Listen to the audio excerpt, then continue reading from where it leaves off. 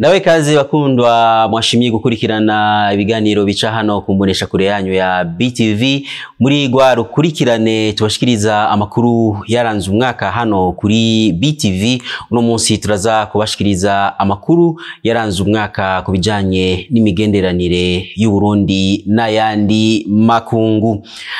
Kwigerekerezo rya 9 gushika kwigerekezo rya 12 Rusama uno mwaka tugira turangize umwaka wa 2023 haratunganije inama y'ugwaruka ihuza ugwaruka ruhurikiye mu bihugu vya Afrika y'ubuseruko. Muri iyo nama bize kubijanye n'amahoro n'umutekano muri kano karere. Nikuru twateguriye na mugenzi wacu Raymond Prosper niyo nkuru. Kuva kwigenekezo rya 9 gushika ku rya 12 Rusama hazoba hariko harabera mu gisagara ca Bujumbura inama idasanzwe y'ugwaruka ruva mu bihugu vy'akarere ka Afrika y'ubuseruko no mu ihembe rya Afrika kubijanye n'amahoro n'umutekano.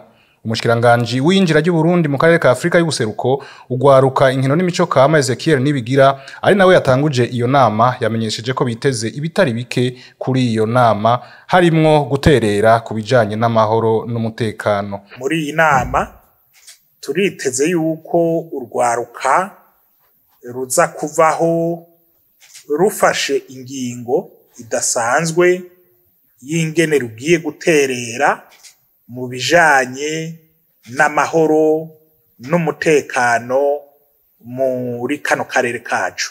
Nawe Thierry Ingabire arongoye ikoraniro ry'ugwaruka ku rwego rw'igihugu avuga ko iyo nama arakaryo keza ko guhanahana ivyumviro hagati y'ugo gwaruka ruva mu bihugu bitandukanye kubijanye n'iterambere ry'ugwaruka. Twiyumvira yuko tuzoshobora gusangiza bagenzi bacu bo mu bindi bihugu ivyo uturusho dufise dufatiye yuko nyenicubahiro umukuru w'igihugu cacu ashira imbere imigambi y'ugwaruka cane cane mu gisata cyo kwiteza imbere.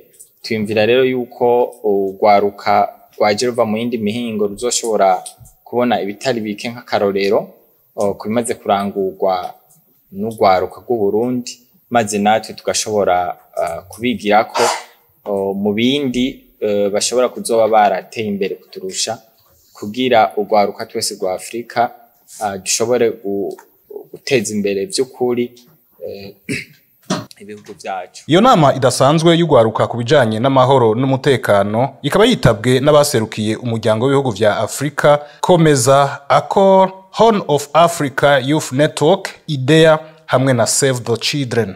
Umukuru w'igihugu c'u Burundi Evariste Ndayishimiye uno mwaka ku magenekerezo ya 27 na 28 mu Kakaro yaragize urugendo hariya mu gihugu c'u Burusiya aho yitavye inama yahuza igihugu c'u Burusiya n'ibihugu vya Afrika aho baganiriye vyinshi kwijanye n'iterambere ya Afrika ndetse n'Uburusiya.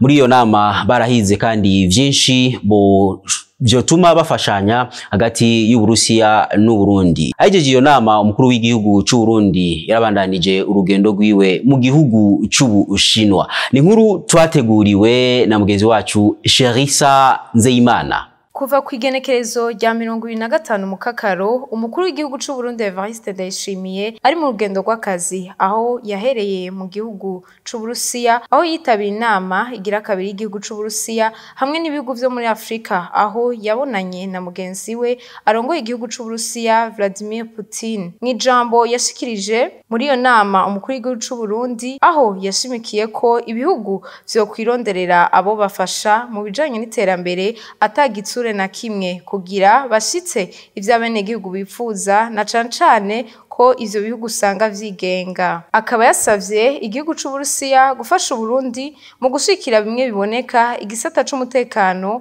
na cane kubijanye n'ibikoresho. Akaba yasavye ko umukuru w'igihugu c'u Burusiya yogendera Burundi mu ntumbero yo gukomeza imigenderanire hagati y'ivyo bihugu ko ari bibiri. Umukuru w'igihugu c'u Burundi Evariste Ndayishimiye akaba yaciye abandaniza urugendo rwiwe mu gihugu c'Ubushinwa aho yabonanye n'umukuru w'igihugu c'Ubushinwa Xi Jinping bakaba baganiriye ukuntu hokomeza imigenderanire mu bisata bitandukanye hagati y'u Burundi n'Ubushinwa.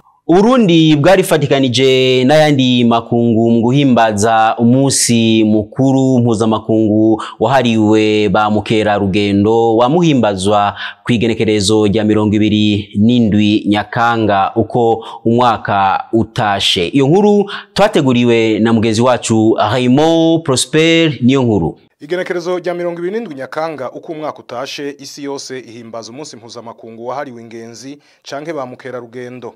Uyu munsi ukaba ushitse mu gihe igisata c'ingenzi mu Burundi kiriko kiranaguka inyuma yo kuzingama imyaka itari mike iheze nkuko bivugwa na Jacques Bigirimana umuyobozi mukuru w'igisata c'ingenzi mu bushikiranganje bw'ubudandaji amahinguriro kwiyunguruza n'ingenzi. Uyu munsi uje igisata c'aba mukerarugendo bwa mu Burundi kiriko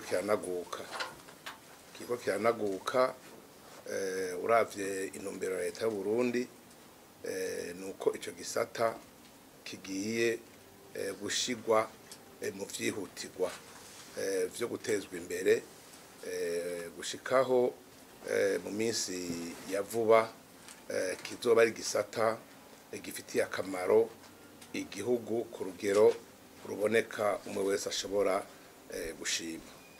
Rero turashima cyane ko leta yafashe iki gisata mu minwe ikaba yihaye intumbero ihangiro yo giteza imbere kandi mu kiringo cavuba. Uwo arongoye igisata c'ingenzi amenyesha ko ikintu conyene cazingamitse igisata arongoye ari umutekano muke wagumye wibonekeza mu Burundi kuva mu mwaka w'ibihumbi 1988 gushika mu mwaka w'ibihumbi 2020 kuko ngo atawoshira imitahe yiwe mu gihugu kirangwa mw'induru.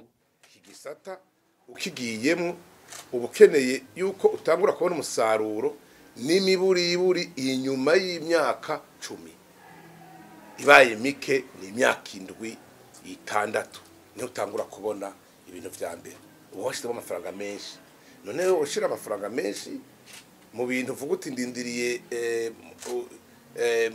umwimbu musaruro mu myaka 10 utari sure yuko muri uwo mwaka 10 hazoba hari stability, hazoba hari umutekano. Nico kibazo cyonyene cyahabaye. Aha muri bihugu ubona tuhanye imbibe nta ntambara ihari. Aho yabaye 94 uwo mwaka uheze byaciye bihera. Nta kindi kintu cyasubiye kuba mu gihugu hagati. Baciye baja kwita mu iterambere. Tanzania ntabwo anegeze ihaba. Ntuzenya ko Kenya ntabwo harigeze gucama akantu gatonyi biba birahetse. Uganda ntangwana na twebwe niyo umutekano waba akaramata gaha mu gihugu iki gisata nizokiteba gutera imbere. None ko dufise ibibanza vy'iratiro, dufise igihugu ciza c'umuyaga mwiza, igihugu kisa neza, none tworeka gutera imbere gute?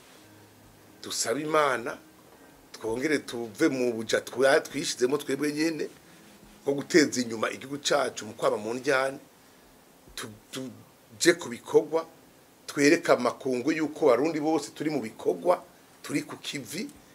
Ibibazo byadutandukanye ko twabisezereye mwese murabe ko bataza biruka none ubona ko batanguye. Mwomenya ko mu vyahora bihanze igisata c'aba mukerarugendo mu Burundi harimwo kutabaho itegeko rigenga ico gisata. Iryo naryo rikaba rigeze mu nama nshikiranganje. Uguteza imbere igisata cyo gutwara abantu mu ndege amwe no kunagura igisata c'ubuhinga bwa none biri mu vyakoranije abahinga mu gisagara ca Bujumbura. Abo bahinga bakaba baturuka mu bigo bitandukanye bigize wa muryango wa Komeza. Hari kwigenekerezo rya 25 Gitugutu umwaka 2023. Ni nkuru twategurira mugezi wacu Benoit Sindayigwanya. Kuri uyu wa 25 Gitugutu i Bujumbura harakoraniye inama y'imisi 2 ku bihugu bitandukanye vyo ku mugabane wa Afrika. Iyo nama ikaba ifise imigambi 2 yo gushira mu ngiro nko guteza imbere ibijanye n'ubuhinga bwa none hamwe no guteza imbere igisata cyo gutwara abantu mu ndege nkuko bivugwa na Thierry Kitamoya umwunganirizi mu bushikiranganje mu vyo bujejwe harimwo kumenyesha makuru. Hariho imigambi 2 iriko irashirwa mu ngiro. Iyo migambi ikaba ahanini irongowe n'ishirahamwe Komeza. Umugambi wa mbere umugambi wo gufasha no guteza imbere igisata c'ikoreshwa ry'ubuhinga bwa none.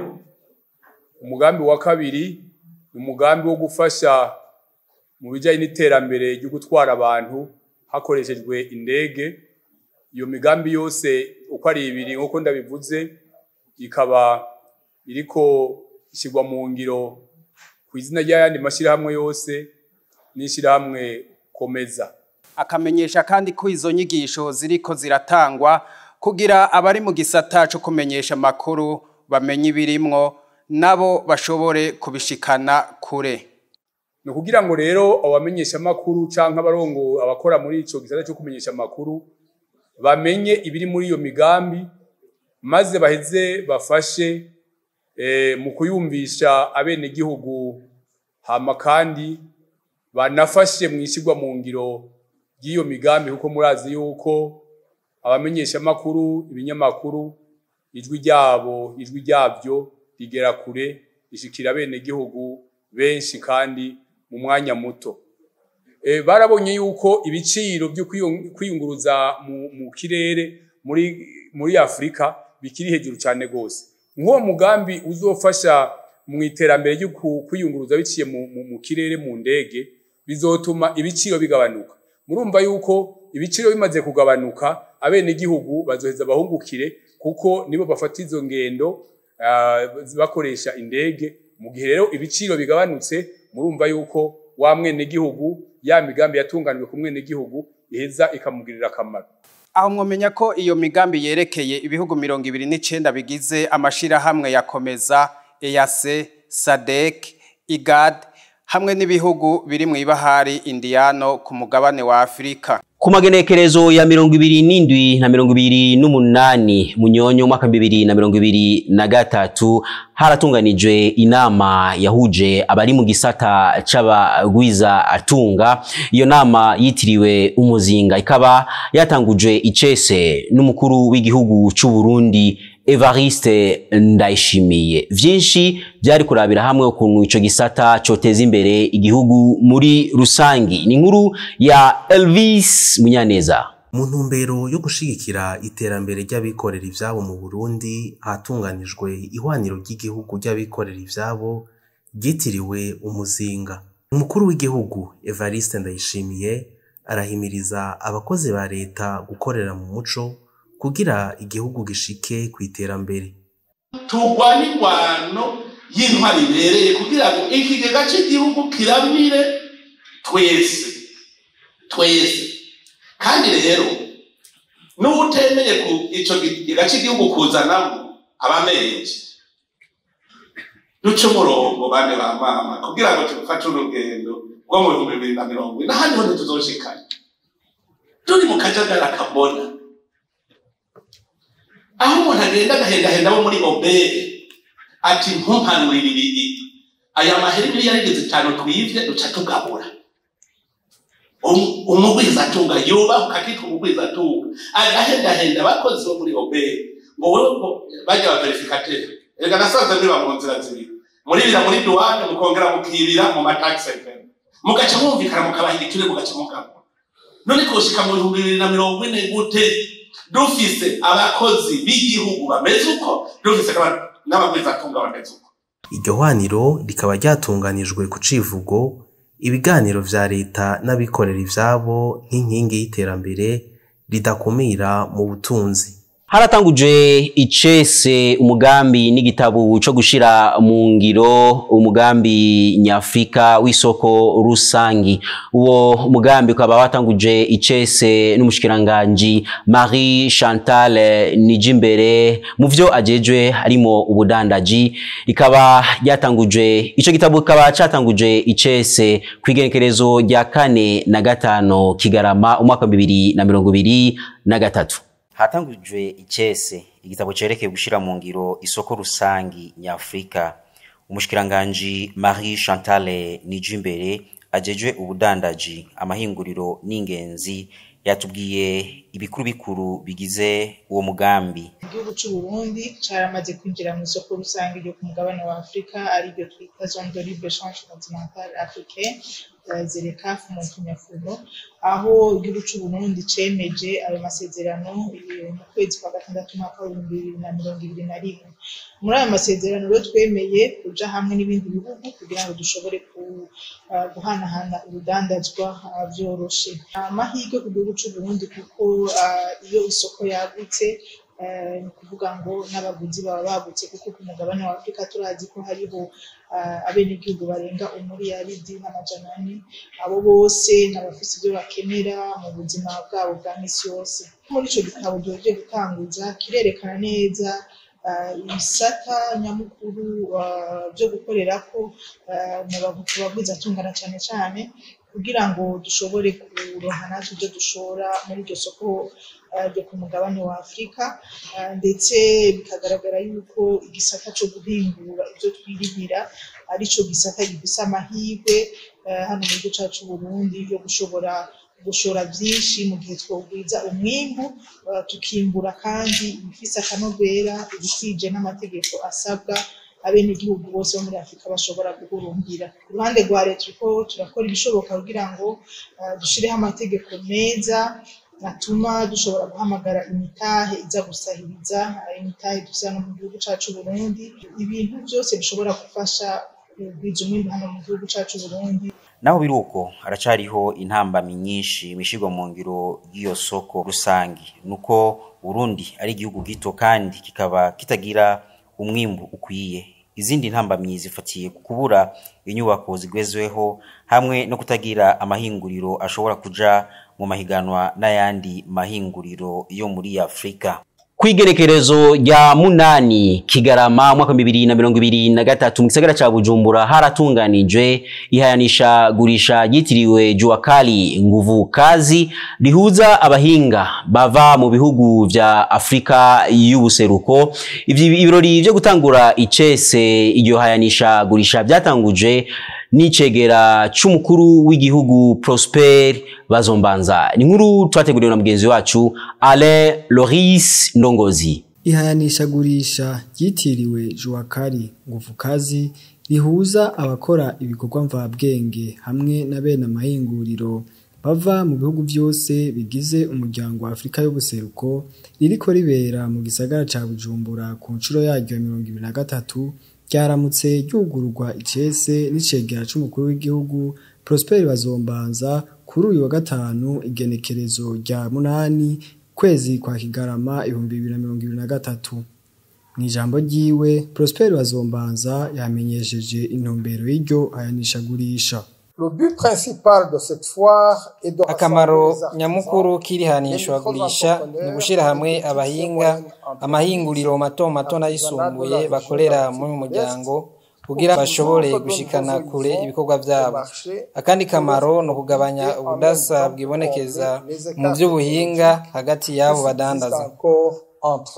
Icegera c'umukuru w'igihugu yongeye kandi aramenyesha akamaro k'iryo hayanisha gurisha. Cette foire commerciale est donc très importante dans la mesure où elle contribue au développement social. Irihanishwa gurisha rirakomeye kubera ritsimataza umubano mu muryango wa Afrika y'ubuseruko, rigabanya kandi ubushomeri kandi rinaterera mu kongereza ubuhinga mvabwenge.